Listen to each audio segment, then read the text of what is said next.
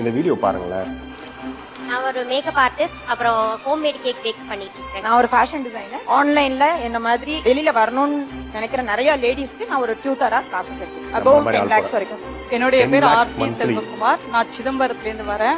Organic food manufacturing பண்ணி எக்ஸ்போர்ட்டும் பண்ணிட்டு இருக்கேன். லோக்கல்ல ஃபுல்லா சேல் பண்ணிட்டு இருக்கேன். என் பேரு இளவரசி பி ஜெயகாந்த் சார். நான் வந்து கேரளாவில இருந்து திருச்சூர்ன்ற ஊர்ல இருந்து வந்திருக்கேன். சிப்ஸ் பிசினஸ் பண்றேன். பேக்கரி ஒரு 6 யூனிட் பண்றேன். ஆல்ரெடி ஒரு 13 நாடுகளுக்கு எக்ஸ்போர்ட் பண்றேன். 1 மந்த்ல 10 CR பண்றேன்.